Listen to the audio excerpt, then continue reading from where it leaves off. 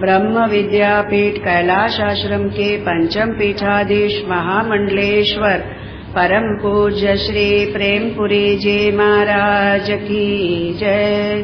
परम पूज्य श्री स्वामी अखंडानंद जी महाराज की जय। परम पूज्य श्री स्वामी जी महाराज की जय। ॐ शन्नो मित्रः शं वरुणः शन्नो भवत्वर्यमा शन्न इन्द्रो बृहस्पतिः शन्नो विष्णुरुक्रमः। नमो ब्रह्मणे नमस्ते वायो त्वमेव प्रत्यक्षं ब्रह्मासि त्वमेव प्रत्यक्षं ब्रह्म वदिष्यामि ऋतं वदिष्यामि सत्यं वदिष्यामि तन्मामवतु तद्वक्तारमवतु अवतु माम् अवतु वक्तारम्। ॐ शान्ति शान्ति शान्तिः। ॐ भद्रं कर्णेभिः शृणुयाम देवाः भद्रं पश्येमाक्षभिर्यजत्राः स्थिरैरङ्गैस्तुष्टुवागुंसस्तनूभिः व्यशेम देवहितं यदायुः। स्वस्ति न इन्द्रो वृद्धश्रवाः स्वस्ति नः पूषा विश्ववेदाः स्वस्ति नस्तार्क्ष्यो वरिष्ठनेमिः स्वस्ति नो बृहस्पतिर्दधातु। ॐ शान्ति शान्ति शान्तिः। ॐ सहनाववतु सहनौ भुनक्तु सह वीर्यं करवावहै तेजस्विनावधीतमस्तु मा विद्विषावहै। ॐ शान्ति शान्ति शान्तिः। ॐ यदीयं कारुण्यं पतति गतपुण्येऽपि मनुजे तथा वाणी बिन्दु पिबति भवसिन्धुं घटजनिः। स्मरामि प्रातस्तं समविषमभेदैकदलनम् अखण्डानन्दं श्री गुरुवरमहं ब्रह्म परमम्। नारायणं नमस्कृत्य नरं चैव नरोत्तमं देवीं सरस्वतीं व्यासं ततो जयमुदीरये। शङ्करं शङ्कराचार्यं केशवं बादरायणं सूत्रभाष्यकृतौ वन्दे भगवन्तौ पुनः पुनः। ईश्वरो गुरुरात्मेति मूर्तिभेदविभागिने व्योमवद्व्याप्तदेहाय दक्षिणामूर्तये नमः। कृष्णाय वासुदेवाय हरये परमात्मने प्रणतक्लेशनाशाय गोविन्दाय नमो नमः। गोविन्दाय नमो नमः। ॐ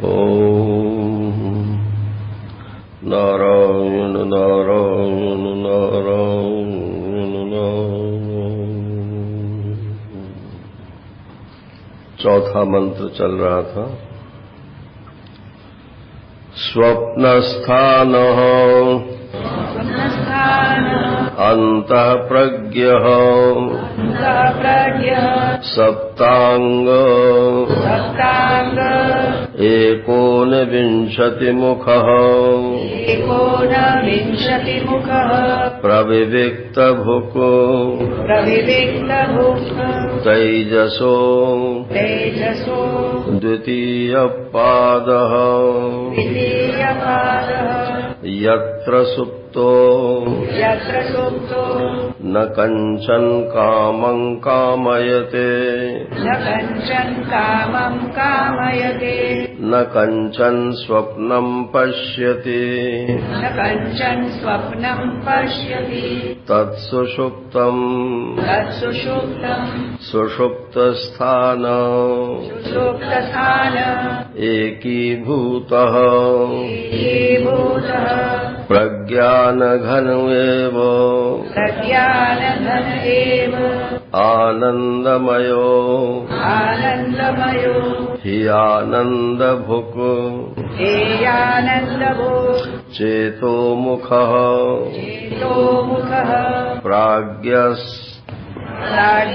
तृतीयः पादः एष सर्वेश्वर एष सर्वज्ञः एषोऽन्तर्यामी एष योनिः सर्वस्य प्रभवाप्ययौ हि भूतानाम् हरि ओम। ये मांडूक्य उपनिषद का जो प्रक्रिया है तत्वज्ञान की, इसको डायरेक्ट हिट मेथड बोलते हैं। मतलब पहले और प्रक्रियाओं में तो बहुत चीजें आपको स्वीकार करनी पड़ती हैं, तब कहीं जाके आत्मा परमात्मा की एकता समझ में आती है। और ये मांडूक्य उपनिषद की जो प्रक्रिया है, इसमें तो आपको सिर्फ 3 बातों पर विचार करना है: जागृत, स्वप्न और सुषुप्ति। यद्यपि इसमें वो सब प्रक्रियाएं अपने आप ही आ जाती हैं, लेकिन फिर भी इसमें कम चीजें स्वीकार करनी पड़ती हैं। अच्छा, जागृत का विचार तो हम पूरा कर चुके हैं और स्वप्न का भी करीब करीब पूरा हो गया है। बस एक बात रह गई है, प्रविविक्त भोग। स्वप्न में जो जीवात्मा भोग करता है, वो किस विषय का भोग करता है? तो विषय तो वहां है नहीं, फिर किस चीज का भोग करता है? बोले विषय ना होते हुए भी अपनी वासना से उन भोगों का निर्माण वहां कर लेता है। ये जीवात्मा को जो ईश्वर कहा जाता है, उसका नमूना भगवान ने स्वप्न में दिया है। बोले भाई, आप स्वप्न में सारा संसार बना लेते हो, जागृत का संसार तो हम कह देते हैं हम नहीं बना सकते, हम ईश्वर थोड़ा ही हैं। लेकिन स्वप्न का संसार कौन बनाता है? ये तो सब हम ही बनाते हैं। जैसा जैसा संकल्प, माने सम्यकता की कल्पना कि ये अच्छा है, ये अच्छा है, ऐसा जागृत अवस्था में जिन जिन बातों में हम मानते हैं, बस वही बातें स्वप्न में अपने आप आ जाती हैं। इससे ये भी प्रतीत होता है कि ये जो आज हम इस समय जागृत अवस्था में बैठे हैं, ये पहले जन्मों का हमारा संकल्प ही है। जैसे जागृत अवस्था का संकल्प स्वप्न में सत्य हो जाता है, ऐसे ही जो पुराने जन्मों के संकल्प हैं, वो इस समय इस जागृत अवस्था में सत्यवत प्रतीत हो रहे हैं। अवश्य हमने चाहा होगा कि हम ये काम करके और सुखी हो जाए, ये भोग करके हम सुखी हो जाए। तो ये जो सुखी होने की जो इच्छा है अपने भीतर, यही सम्यकता की कल्पना कहलाती है। क्योंकि सुख तो वैसे वास्तव में विचार करके देखें तो कहीं है ही नहीं। सुख तो सिवाय आत्मा में होने के और कहीं सुख नहीं है ना। जहां सुख बुद्धि हो जाती है वहीं सुख मालूम पड़ने लगता है। और कभी कभी तो अपने ही ऊपर हंसी आती है कि इतनी छोटी छोटी बातों में सुख बुद्धि हो जाती है। बोले जरा सी नमक कम हो गया तो हमारा सुख गायब हो गया, ज्यादा हो गया तो सुख गायब हो गया, मिर्ची ज्यादा हो गई कम हो गई तो सुख गायब हो गया। तो बड़े बैलेंस में आदमी चल रहा है और वो सुख जो है बस ऐसे ही है जैसे कि समुद्र की लहरें उठती हैं तो उसके बिंदु छिटकते रहते हैं। ऐसे ही ये आत्म तत्व जो है ये सुख स्वरूप है। इसमें ये मन का संकल्प जब होता है तो कहीं कभी किधर छिटक जाता है, कभी किधर छिटक जाता है। जहां भी सुख बुद्धि आप मान लेते हो बस वहीं सुख आने लगता है। बचपन में खिलौनों में ही सुख आता था ना, जवानी में और बहुत सी बातों में सुख आने लगा। अब बुढ़ापे में उन्हीं बातों को अगर आप रखें अपने सामने और कहें कि सुख भोगो इनमें तो उधर प्रवृत्ति नहीं होती, मन ही नहीं होता है। तो ये सब जो है बदलते रहते हैं। तो जागृत अवस्था जो है ये पूर्व संस्कारों का फल है और ये जो स्वप्नावस्था है ये पूर्व जागृत और वर्तमान की जागृत इन दोनों को मिलाकर के और ये हमारा स्वप्न बनता है। उसमें भी ये है कि एक संकल्प उदय हुआ, फिर उसके तुरंत बाद दूसरा संकल्प उदय हो गया, तो पहले संकल्प पर दूसरा संकल्प चढ़ बैठा। इसको आज के मनोवैज्ञानिक बोलते हैं ये ओवरलैपिंग ऑफ माइंड होता है। इसीलिए मालूम पड़ता है कि मैं आसमान में उड़ रहा हूं। अब कभी तो मैं उड़ा नहीं हूं, तो बोले पक्षियों को उड़ते देखा है, हवाई जहाज को उड़ते देखा है, तो एक संकल्प हुआ कि उड़ना अच्छा है। अब दूसरा संकल्प आ गया ये शरीर का, तो दोनों को मिलकर के क्या हो गया कि मैं आसमान में उड़ रहा हूं। एक संकल्प दूसरे संकल्प पर चढ़ जाता है। तो स्वप्न की विचित्र लीला है। इसमें कोई नियम नहीं है, कोई कार्य कारण नहीं है। बस तुरंत इधर संकल्प हुआ और इधर वस्तु का निर्माण हुआ। अब आप लोग सुनते हो कि भगवान ने संकल्प किया, सृष्टि बन गई। भगवान को सृष्टि बनाने के लिए कर्म नहीं करना पड़ता और जीव को अपना संकल्प पूरा करने के लिए जागृत अवस्था में तो कर्म करना पड़ता है, लेकिन स्वप्न अवस्था में जीव को भी नहीं करना पड़ता। तो जैसे स्वप्नावस्था में जीव संकल्प मात्र से सृष्टि बना लेता है, ऐसे ही ईश्वर भी जो है वो अपने संकल्प मात्र से सृष्टि हो जाती है। क्योंकि ये ईश्वर का सपना है। नारायण जिसको हम जागृत स्वप्न बोल रहे हैं, ये ईश्वर की दृष्टि से तो सब सपना ही है। अच्छा, तो जागृत में देखो, पहले शास्त्रीय शब्द बोल देता हूं। अविद्या, वासना और कर्म, ये तीनों मिलकर के जागृत का खेल बनता है। अविद्या, वासना और कर्म। अविद्या से क्या होता है कि हम अपने को कर्ता भोक्ता मान लेते हैं, न होने पर भी। ये पहली भ्रांति हुई। दूसरी भ्रांति क्या हुई कि हम सुख स्वरूप नहीं है, विषयों में या किसी अन्य वस्तुओं में सुख है, तो उन विषयों की कल्पना कर लेते हैं। उसी को वासना बोलते हैं। इच्छा और वासना में इतना ही अंतर है कि इच्छा तो हजारियों होती हैं और वासना उसको बोलते हैं कि जिसको पूरा किए बिना चैन नहीं पड़ता। ये आपके किचन में जो हींग की डिबिया होगी ना, तो उस हींग की डिबिया में अगर एक बार आपने हींग रख दी ना रहे, फिर चाहे जितनी उसे जो है रगड़ लो, वो उसकी बास जो है उसमें जाती नहीं है। ऐसे ही सबके अंतःकरणों में एक एक बास भरी हुई है, उसी को वासना बोलते हैं। किसी में कोई बास भरी हुई है, किसी में कोई बास भरी हुई है। अब कब भर गई वो? बोले या तो पुराने जन्मों से भरी और या तो इस जन्म में भरी, लेकिन अब निकलती नहीं है।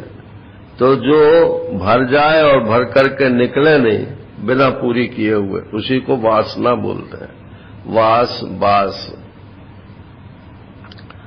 तो अविद्या से हम कर्ता भोक्ता हो गए, और वासना माने हम किसी विषय को लेकर के सुखी होना चाहते हैं, फिर उसके लिए कर्म करते हैं, वस्तु को प्राप्त करते हैं। तो जागृत अवस्था में तो ये तीनों काम करते हैं, अविद्या, वासना और कर्म। और स्वप्न अवस्था में क्या होता है कि कर्म की जरूरत ही नहीं है, वासना ही अपना विषय बना लेती है। तो अविद्या और वासना, लेकिन वहां भी कर्म होता हुआ सा तो मालूम पड़ता ही है। हम सब वहां गए, फिर उसने साहब ये कहा, फिर ये हुआ, फिर ये हुआ। सारे जो जागृत में जैसे घटनाएं होती हैं, वो कहानी तो स्वप्न में भी चलती है ना। तो इसलिए वहां बोलते हैं कि वहां कर्म तो नहीं है, लेकिन कर्माभास है। माने कर्म का भान होता है, जैसे मान लो कर्म कर रहे हो। तो अविद्या, वासना और कर्माभास ये स्वप्न में होता है।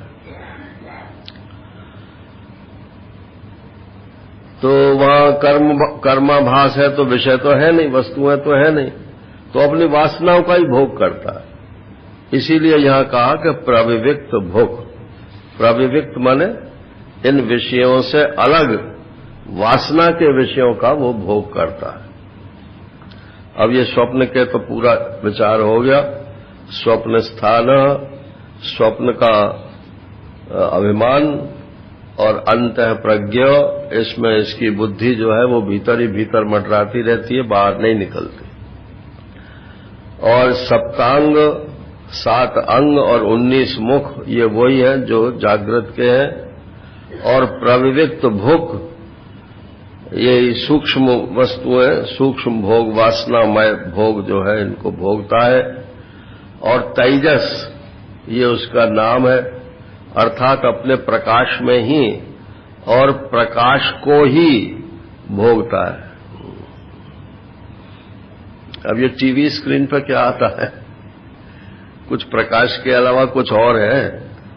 सिनेमा की स्क्रीन पर क्या आता है? प्रकाश के अलावा कुछ और है। प्रकाश ही ऊपर नीचे इधर उधर होता रहता है, उसी से आकृतियां बनती रहती हैं।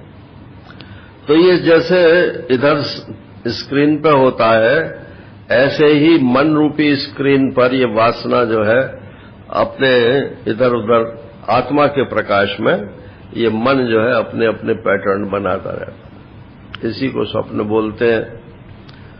तो इसलिए इसके भोक्ता का माने हमारा ही एक नाम जो है वो तेजस हो जाता है स्वप्न में। देखो, नाम बदलने से क्या व्यक्ति बदल जाएगा? मैंने एक बच्चे से पूछा, मैंने कहा भाई तुम्हारा क्या नाम है? बोला पिताजी तो मुझको अवधेश बोलते हैं और मम्मी मुझको गोलू बोलती है और स्कूल में मेरा नाम मनीष है। तो मैंने कहा भाई तुम 3 हो कि 1 हो? ये तो 3 नाम हुए ना। तो क्या कहता है वो छोटा बच्चा? बोले मेरे नाम ही तो 3 है, मैं तो 1 ही हूं। तो वो तो नारायण, उसको कोई वेदांत का ज्ञान नहीं था, लेकिन वो तो बोल रहा है कि मैं 3 नहीं हूं, नाम 3 है मैं, लेकिन व्यक्ति मैं 1 ही हूं। ऐसे ही जागृत और स्वप्न और सुषुप्ति और समाधि और तुरीय, इसमें जो चीज एक है वो तो एक ही रहती है, ये उसके सिर्फ नाम बदल रहे हैं। तो जागृत में उसका नाम हो गया वैश्वानर और स्वप्न में उसका नाम हो गया तेजस।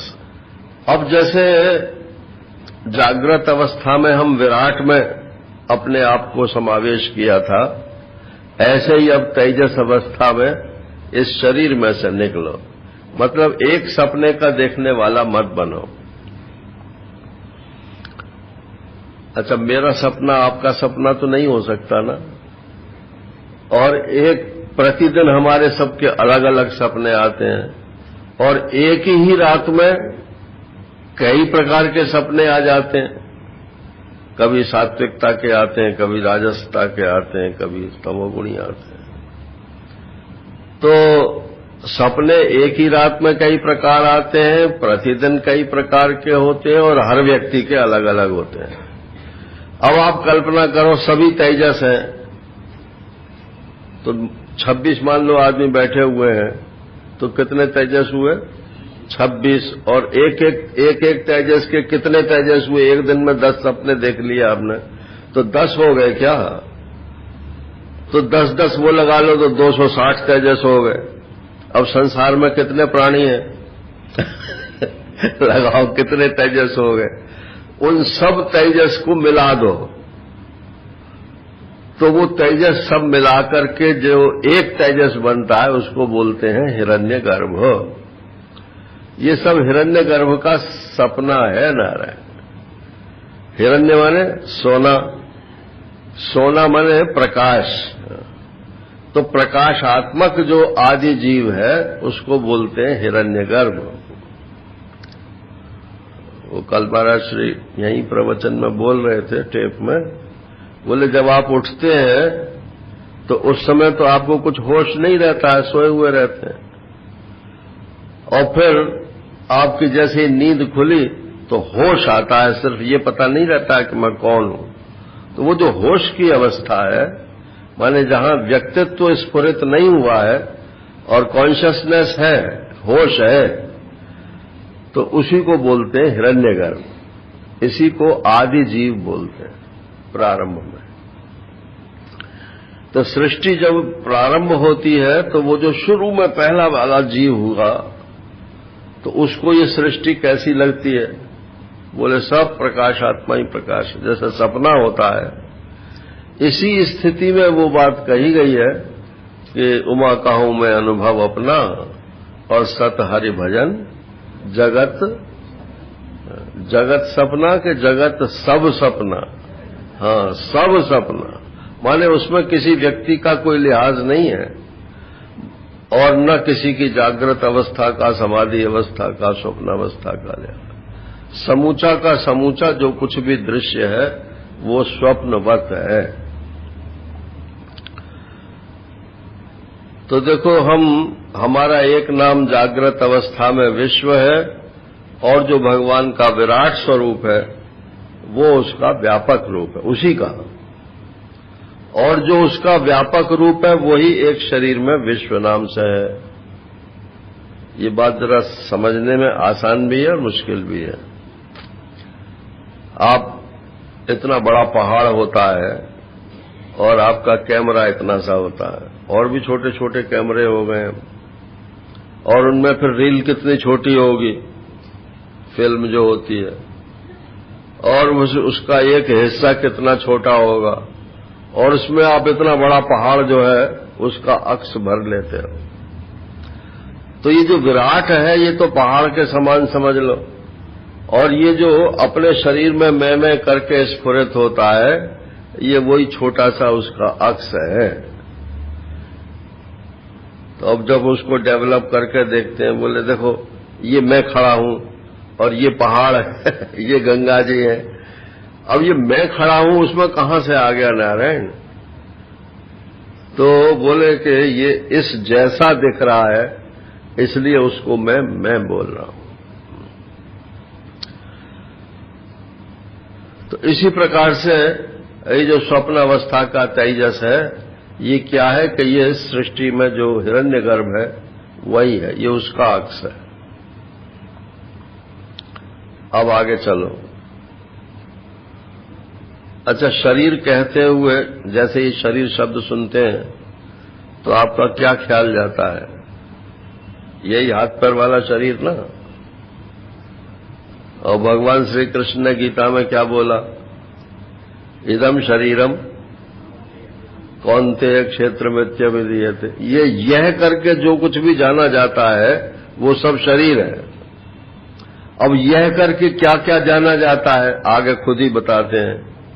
बोले महाभूतान्यहंकारो बुद्धिरव्यक्तमेव च इंद्रियाणि दशैकम च पंचचेन्द्रिय गोचरा। ये संपूर्ण पांचों भूत, महाभूत, नारायण और अहंकार और महतत्व और प्रकृति, ये सब इदम वाच्य होने के कारण ये सब शरीर ही है। ये वहां भगवान ने यही मांडुक्य की प्रक्रिया बोल दी है।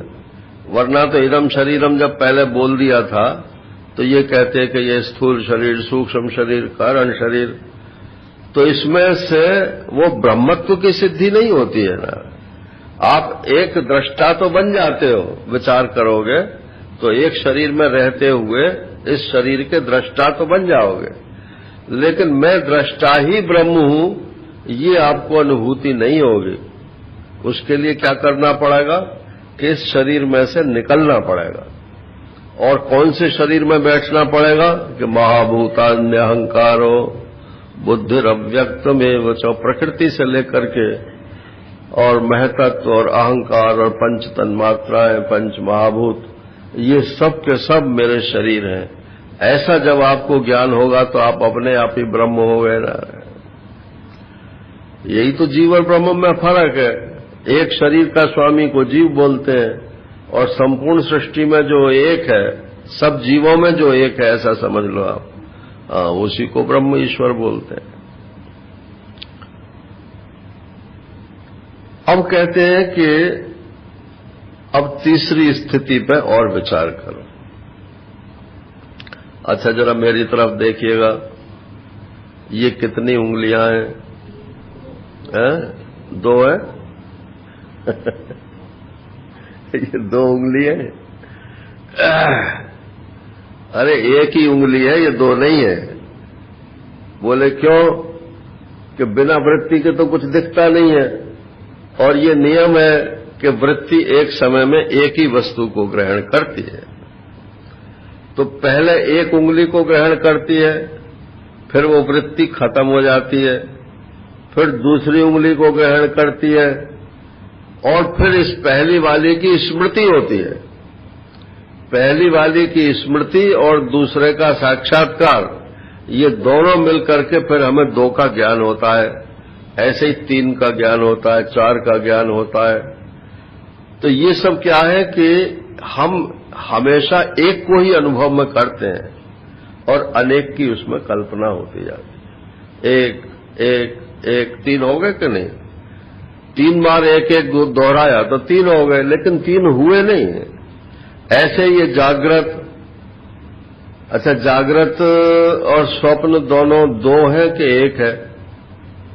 एक समय में आप या तो जागृत रहते हो या स्वप्न देखते हो। ऐसा तो नहीं है कि जागृत भी हो और सपना भी देख रहे हो।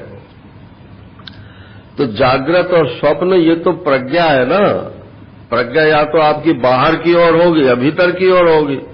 बाहर की ओर हो गई तो जागृत हो गए, भीतर की ओर हो गई तो सपना हो गया। तो एक समय नहीं दो होए बुहालू ठठव क्या है, फुलाओ बगालू, ठठव हंसाए फुलाओ बगालू। कैकेयी ने कहा दशरथ जी से कि एक समय में दो बातें नहीं हो सकती हैं, या तो आप हंसी लो या गाली फुला लो नारायण। तो ऐसे ही है, या तो आप जागृत रहिए और या आप स्वप्न देखिए। एक ही समय में दो काम नहीं हो सकते। तो ये जो आत्मदेव हैं, ये बारी बारी से हमको इन बातों का अनुभव कराते हैं। एक अनुभव हमारा जागृत का है, हमारा ही। दूसरा अनुभव हमारा स्वप्न का है, और अब तीसरे अनुभव की बात कर रहे हैं। देखो यह शब्दों के ऊपर जरा, यत्र सुप्तः, आज का मंत्र तो यही है ना, यत्र सुप्तो न कंचन कामं कामयते न कंचन स्वप्नम पश्यति तत्सुषुप्तम। सुषुप्ति किसे कहते हैं, पहले इसकी परिभाषा कहते हैं। ये परिभाषा देने की क्यों जरूरत पड़ी? आज के मनोवैज्ञानिक सुषुप्ति नहीं मानते हैं।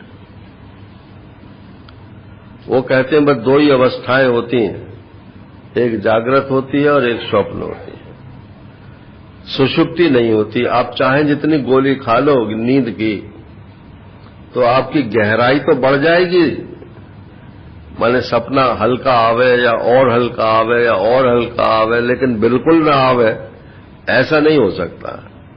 ये आज के मनोवैज्ञानिक बोलते हैं। और जो हमारा वेदांत का मनोविज्ञान है वो कहते हैं नहीं, सुषुप्ति एक तीसरी अवस्था होती है। जब जागृत और स्वप्न में कुछ मालूम पड़ता है तो एक अवस्था ऐसी भी होनी चाहिए जिसमें कुछ ना मालूम पड़े, और वो सबको अनुभव में आती है कि आज तो हम ऐसे सोए कि कुछ पता ही नहीं रहा। अच्छा, कुछ पता नहीं रहा कि हाँ हमें कुछ नहीं पता नहीं, फिर कैसे जग गए? अगर कुछ पता नहीं रहा तो कैसे? यही उनकी दलील है। वो कहते हैं अगर बिल्कुल ही सो जाए आदमी तो फिर वो जगना नहीं चाहिए, क्योंकि वहां तो कॉन्शियसनेस रही ही नहीं। तो कहते हैं नहीं, यहां पर अपने वेदांत में ऐसा बोलते हैं कि जो शरीर का प्रोग्रामिंग है, प्रारब्ध जिसे बोलते हैं, वो प्रोग्रामिंग जिस ढंग का है उसी ढंग से आपकी नींद खुलेगी ना। आप मान लो नहीं जगोगे तो आपका प्रारब्ध कोई दूसरा भोग लेगा क्या? भोगना तो आपको ही है, और भोगोगे तब जब आप होश में आओगे। इसलिए वो प्रारब्ध जो है वो आपको जबरदस्ती जगा देता है। एक तो ये एक्सप्लेनेशन है। दूसरा एक्सप्लेनेशन ये है कि जब आप सोते हो तो 85 आपके मन में संकल्प होते हैं, कल को ये काम करना है। आज सुबह अगर 3 बजे आंख खुल जाए हम तो ये काम निपटा लेंगे। अब 3 बजे तो आंख खुलेंगी ही खुलेंगी, आप चाहे फिर उठो या मत उठो, ये आपकी बात है। वो संकल्प लेकर के जो आप सोए, वो संकल्प ही आपको जगा देगा। ये सबका अनुभव है नारायण। और कुछ ऐसी इसमें घड़ी फिट है सबके शरीरों में कि आप ये कहो कि 2:55 पे हमारी आंख खुले तो 2:55 पे आंख खुलेगी। 3 बजे ना 3 बजे खुलेगी ना 2:50 पे खुलेगी। तो वो जो संकल्प है वो चाहे प्रारब्ध से होता हो, चाहे आप जानबूझ से करते हो, ये जो हमें ये करना है, ये भोगना है, ये करना है, तो ये जो संकल्प है मनुष्य के, यही सब जगा रहे हैं।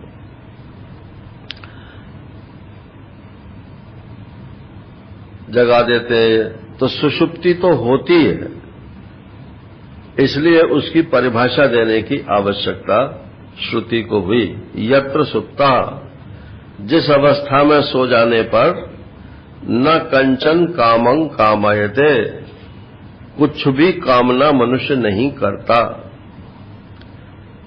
जैसे कि जागृत में कामना भी करता है और कर्म भी करता है, और स्वप्न में कामना ही कामना करता है, कर्म नहीं करता है, तो बिना कर्म के ही उसे फल भोग हो जाता है।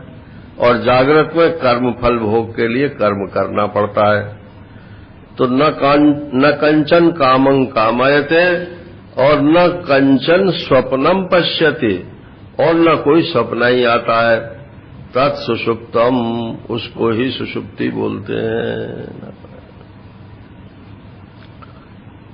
अब इसको यदि आप कहो कि सुषुप्ति का तो पता तो चलता नहीं है, उस समय पीछे मालूम पड़ता है कि हम बहुत गहरी नींद सो गए। तो अगर आप इसका अनुभव करना चाहते हो जागृत अवस्थाई में, तो थोड़ा प्रयत्न करो और समाधि लगा लो, अगर लग जाए तो। क्योंकि समाधि की चर्चा तो बहुत होती है, लेकिन लगती तो नारायण किसी किसी को ही है। तो अगर समाधि किसी की लग जाए तो उसे जागृत अवस्था में ही ये बोध हो जाएगा कि हाँ, ये सुषुप्तिवत स्थिति है। तो स्वप्न, मनोराज्य, लीला चिंतन, ये सब का सब एक कक्षा का है। और सुषुप्ति और मूर्छा और समाधि, ये तीनों के तीनों एक कक्षा की चीजें हैं। समाधि सात्विकी है, सुषुप्ति तमोगुणी है, और मूर्छा जो है ये रजोगुणी समझ लो।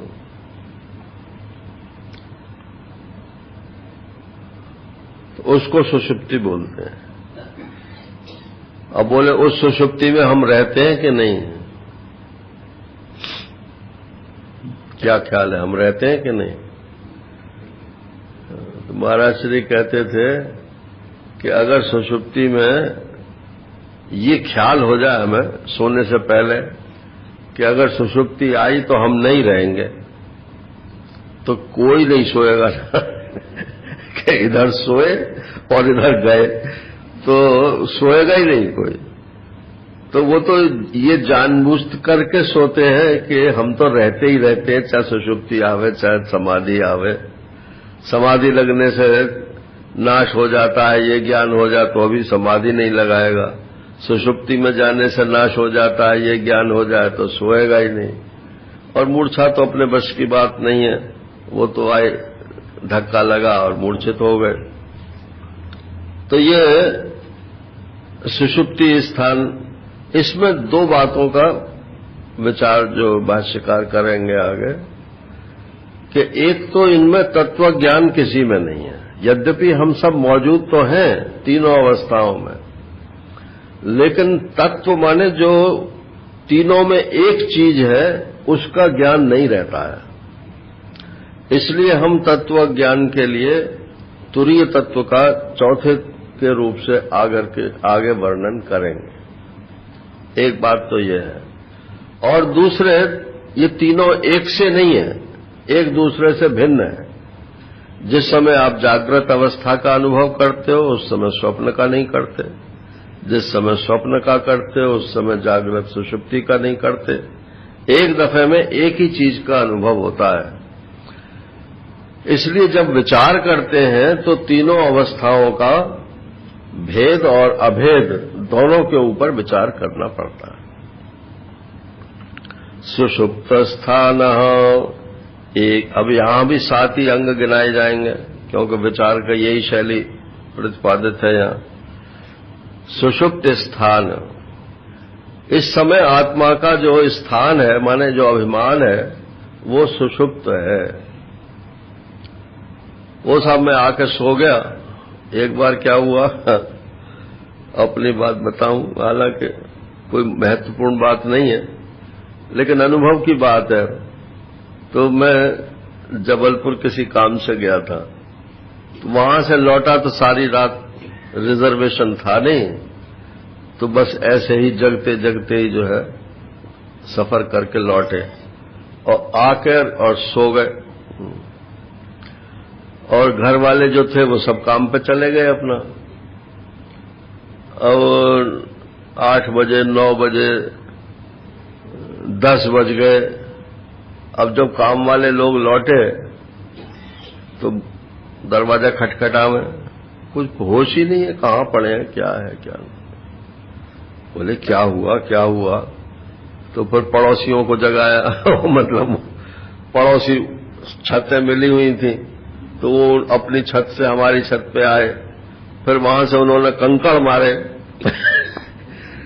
तब जाकर के ये नींद खुली तो सुषुप्ति कैसे नहीं होती है नारायण, सुषुप्ति तो होती है और ऐसी गहरी सुषुप्ति होती है। कंकड़ मारने से उठे, आवाज से तो उठे ही नहीं। तो सुषुप्त स्थान है। और फिर जब उठते हैं तो कहते हैं कि मैं सो गया था, मैं सुषुप्ति में था, मैं घोर निद्रा में। तो ये मैं घोर निद्रा में था, जरा शब्दों पर ध्यान दीजिएगा। मैं घोर निद्रा में था, तो मैं घोर निद्रा में था या घोर निद्रा का मैं साक्षी था तो मैं तो हमेशा जगा ही हुआ रहता है, निद्रा में तो कोई और गया। कौन गया कि जो जागता था, जिसने सपना देखा था, वो ही घोर निद्रा में चला गया। और जो मैं साक्षी था वो जागृत में भी था और स्वप्न में भी था और घोर निद्रा में भी था। तो मैं घोर निद्रा में चला गया, मुझे कुछ पता नहीं। बस ये जो अभिमान उठ करके होता है, अहंकार ही अभिमानी है। कल आपको बताया था कि एक ही अहंकार है, वो इस शरीर में, भगवान जब इस शरीर को पैदा करते हैं तो उसी के साथ वो अहंकार पैदा होता है और वो ही सारा कोऑर्डिनेटर है इस पूरे शरीर का। जो मैं आंख से देखता हूं वही मैं कान से सुनता हूं। अगर दो मैं हो जाए, सुनने वाले और देखने वाले दो मैं हो जाए, तो कोऑर्डिनेशन कैसे होगा? तो एक ही मैं होता है, उसी को अहंकार बोलते हैं। तो ये घटिया मैं है, माने भौतिक मैं है। और जो साक्षी मैं है वो वास्तविक मैं है। यही बात बताना यहां इष्ट है। तो सुषुप्ति स्थान, मैं सुषुप्त हो गया था, ऐसा हम बोलते हैं। बोले अच्छा, उस समय का जरा अनुभव बताओ कि एकीभूतः, वहां पर अनेकता नहीं रह गई थी। जैसे जागृत अवस्था में अनेकता है, स्वप्न अवस्था में अनेकता है, मनोराज्य में अनेकता है। देखो, जप करने में क्यों मन नहीं लगता है? क्योंकि आप एक ही नाम को दोहराते हो और घंटों आप फिल्म देखते रहो तो उसमें अलग अलग शब्द, अलग अलग रूप, अलग अलग, जहां विभिन्नता होती है वहां वो मोनोटनी न होने के कारण वहां रस बना रहता है। और जहां एक रूपता होती है वहां पर अलसता विरसता हो जाती है। इसलिए हमारा मन नहीं लगता है। अब सुषुप्ति में क्या है कि एक ही भूता, वहां न कुछ अनुभव होता है न कुछ भेद अनुभव होता है। इसीलिए सुषुप्ति से भी डर लगता है और समाधि से भी डर लगता है।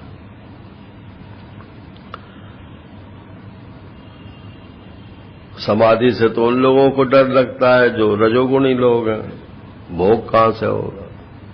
और सुषुप्ति से उनको डर लगता है जो सत्वगुणी लोग हैं।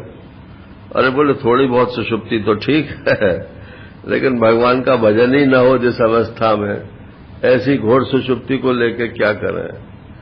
अच्छा, सपना भी आवे तो कम से कम भगवान का तो आवे। वो भले ही चाहे आपके संकल्प से आवे या ना आवे, वो अलग बात है, लेकिन चाहत तो यही है ना कि सात्विक स्वप्न आने चाहिए। तो एक ही भूता माने भेद नहीं होता है। जागृत स्वप्न की तरह से वहां कोई भेद नहीं होता है। क्यों नहीं भेद होता है भाई? बोले प्रज्ञान घन ये वो, वहां तो सब प्रज्ञान की घनता हो जाती है। ये सब पारिभाषिक शब्द हैं। ज्ञान, विज्ञान, संज्ञान,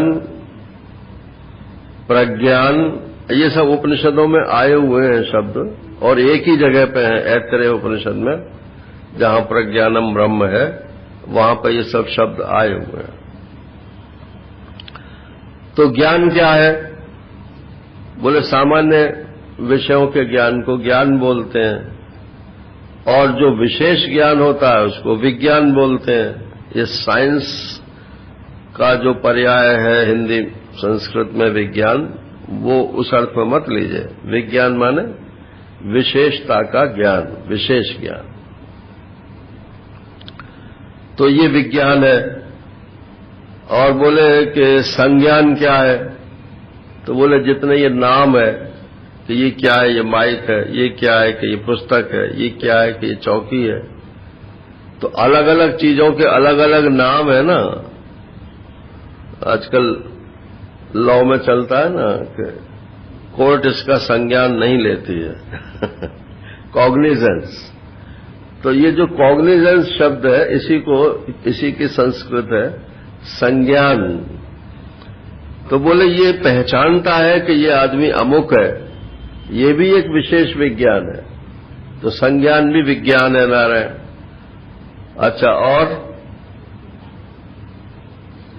प्रज्ञान, प्रज्ञान माने प्रकर्ष, स्पेशल ज्ञान। अब स्पेशल ज्ञान क्या है? कि चैतन्य तो हो लेकिन दृश्य न हो। जरा सोच लो आप इस बात को। चैतन्य हो माने दृष्टा तो हो, दृश्य न हो, क्या स्थिति होगी? सूर्य तो हो, किरणें न हो। वैसे सूर्य और सूर्य की किरणें कोई अलग चीज है नहीं, मगर समझने के लिए कह रहे हैं। सूर्य हो और उसकी किरणें न हो, इन किरणों को बोलते हैं प्रज्ञान। और सूर्य जब उसमें से किरणें मान लो खिंच जाती हैं, रात को वापस चली गई सूर्य में, तो उस समय भी उसका नाम प्रज्ञान ही है। तो बोले यहां प्रज्ञान की घनता है। ये जो मन, बुद्धि, चित्त, अहंकार और पांचों ज्ञानेंद्रियां और क्या नाम है प्राण और ये स्थूल शरीर में जितने रोम है ना, ये इन सब में से आपका ये प्रज्ञान की किरणें जो है ये निकल रही हैं, आपको मालूम नहीं पड़ता। जैसे किसी महात्मा के पास जाकर बैठते हैं ना, तो किसी महात्मा के पास जाकर बैठो तो बड़ा आनंद आता है। और कुछ लोग ऐसे होते हैं, महात्मा मत बोलो उन्हें, लेकिन कुछ लोग ऐसे होते हैं कि जिनके पास जाकर बैठो तो मन अशांत हो जाता है। तो क्या है ये कि वो जो जैसा उनका वो प्रज्ञान है भीतर, वैसे ही किरणें उनकी बाहर निकलती रहती हैं। तो जो आनंदमय रहते हैं महात्मा लोग हैं, उनकी किरणें आनंदमयी होती हैं। और जो दुनियावी लोग हैं, उनकी किरणें उसी ढंग की होती हैं, वो रजोगुण का संचार करती हैं। और उल्टी बुद्धि वाले लोग जो हैं वो तमोगुण का संचार करते हैं। तो आपको ये मालूम नहीं पड़ता है, लेकिन प्रत्येक रोमकूप से ये भीतर से रश्मियां निकल रही हैं। किसकी? आत्मदेव के ज्ञान की। तो यहां क्या हुआ है कि रश्मियां निकलनी बंद हो गई हैं। प्रज्ञान घन एवं, ये घनता को प्राप्त हो गई। जो रश्मियां निकल रही थी जागृत अवस्था में और स्वप्नावस्था में, जागृत में तो पूरे शरीर से निकलती हैं और स्वप्न अवस्था में केवल मन से निकलती हैं और सुषुप्ति अवस्था में मन से भी नहीं निकलती हैं। तो क्या वो ज्ञान जो है वो खत्म हो गया? अगर किरणें नाम है सूर्य की रात को, किसी वजह से भी नाम है, तो क्या सूर्य में से प्रकाश खत्म हो गया? तो बोले वो प्रकाश स्वरूप रहता है। ऐसे ही सुषुप्ति में ये आत्मदेव जो है, इनकी किरणें बाहर नहीं निकलती हैं। तो ये प्रज्ञान घन ये प्रज्ञान की वहां घनता हो जाती है। घन माने ठोस। और एव मतलब और कोई जाति वहां है ही नहीं, न वहां स्त्री है, न पुरुष है, न जड़ है, न चेतन है, कोई विभाग ही नहीं है वहां, सब प्रज्ञान स्वरूप ही है। प्रज्ञान घन एवो आनंदमयो। बोले साहब मैं ऐसा सोया कि कुछ पता ही नहीं रहा, लेकिन बड़े आनंद से सोया, बड़े सुख से सोया, शरीर बड़ा हल्का हो गया। ये शरीर जो हल्का हो जाता है ना, ये सुख की वजह से नहीं होता है, ये तो आराम की वजह से। जो आयास था, जो मेहनत होती है, सपने देखने में भी मेहनत होती है, विचार करने में भी मेहनत होती है। एक सज्जन हमसे बोले कि आप ये वेदांत की बात सोचना बंद कर दो। मैंने कहा क्यों? कि आपको कैंसर हो जाएगा। मैंने कहा क्यों भाई? कि जितने विचारक हैं, तो ये विचारक में कोई क्या नाम है पुरुषार्थ ना होता हो, ऐसा थोड़ा ही है।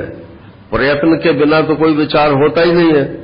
और जहां विचार होगा वहां द्वंद्व भी जरूर होगा, और जहां द्वंद्व होगा वहां गांठ भी जरूर पड़ेगी। और जहां गांठ पड़ेगी वो मैलिग्नेंट भी जरूर होगी, और जो मैलिग्नेंट गांठ है उसी को तो कैंसर बोलते। मैंने कहा अपना विज्ञान आप अपने पास रखो, होना होएगा तो हो जाएगा। बोले देखो साहब, गोलवलकर साहब को हो गया और रमन महर्षि को हुआ, और जितने भी बड़े बड़े नाम हैं वो सब उन्होंने गिना दिए। अच्छा हुए तो हुए ही, उसमें क्या बात है? क्या उनसे उनकी महानता खत्म हो गई, या उन्होंने जो है विचार करना बंद कर दिया? तो बोले यहां आनंद क्यों आता है कि यहां आयास नहीं है, कोई परिश्रम नहीं है। न जागृत की वस्तुएं देखने का परिश्रम है, न स्वप्न के वासना का भोग करने का परिश्रम है। बस पड़े हुए हैं लाश की तरह से। तो ये आयास राहित्य का जो आनंद है ये सुषुप्ति में आता है। लेकिन वो आनंद है किसका? ये तो हेतु हुआ उस आनंद में, है किसका वो आनंद? आनंद तो नारायण वो आत्मा का ही है।